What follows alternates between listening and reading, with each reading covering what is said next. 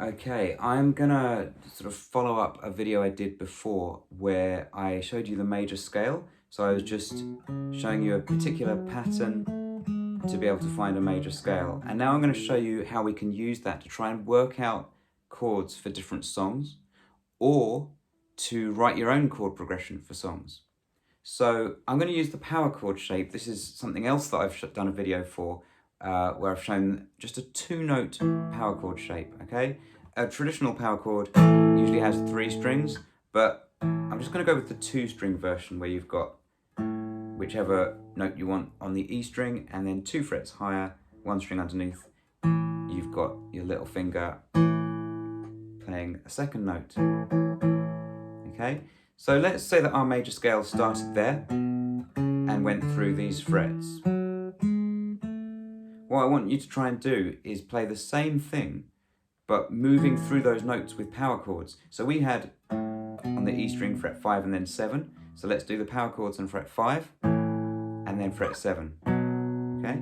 Obviously you're shifting the whole shape there. It's not as simple as staying in one position. We're going to be moving around a bit more.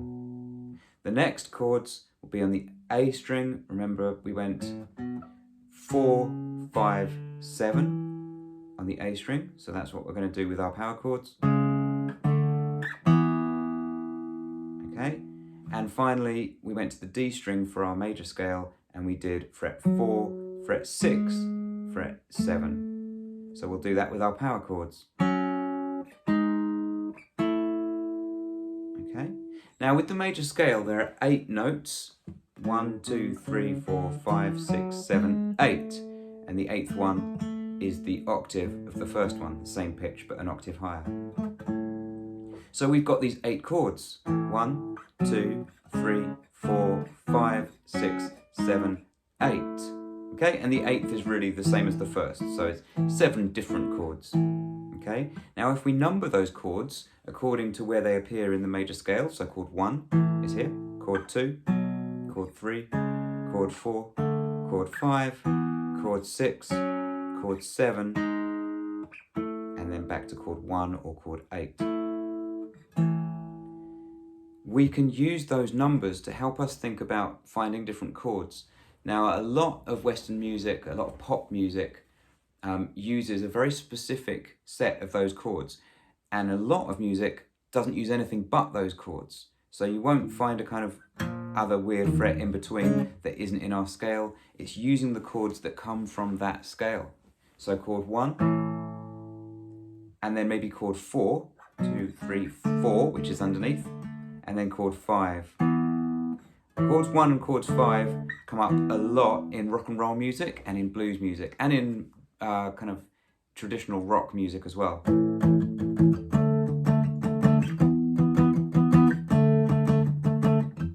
Okay, so chords 1, 4 and 5, nice and easy, nice and close together on the E string, then on the A string, and then 2 frets up on the A string. And wherever you are, that same shape will give you chords 1, 4 and 5. Okay, so you can use those chords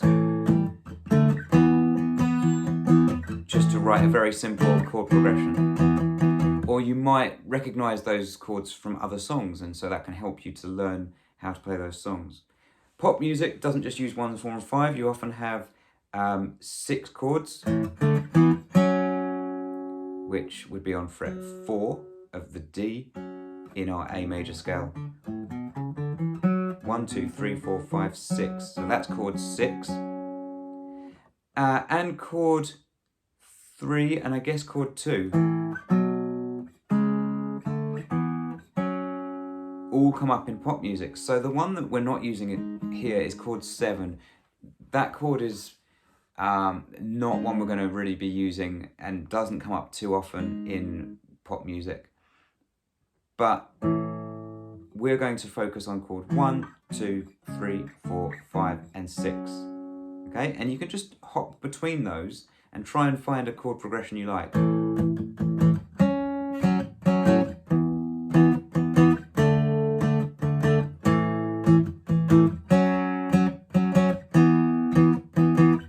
Okay, so I just went chord 1, chord 6, chord 5, chord 4. I could try a different thing. I'm going to go chord 1, chord 3. chord 4, chord 5.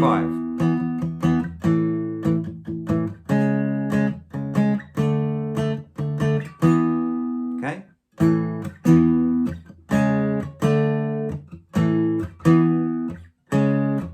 That's chord 1, chord 5, chord 3, chord 4. Really quickly, you want to be getting used to where those chords are, 1, 2, 3, 4, 5, and 6, and then getting used to moving between them in different orders. And by doing that, you can create your own chord patterns really easily because it's always going to work hopping between those positions. And the other thing you can do is if you play these over and over and get really used to the sound of them, it should help you to work out songs that you hear, provided they're using those kind of chords from the major scales, which a lot of songs do. You'll find that you can get used to the sound of moving between a 1 chord and a 5 chord.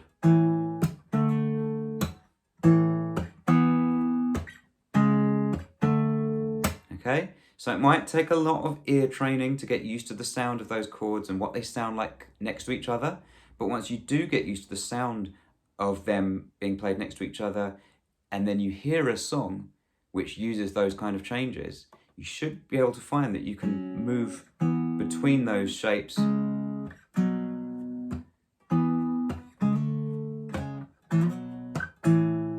quite easily, because they are so generic, they come up so often. So this might take several weeks or months of ear training, but the first step is just getting used to those shapes like we have in the major scale, and just making up your own little progressions and seeing what works and getting used to the sound of it. Good luck.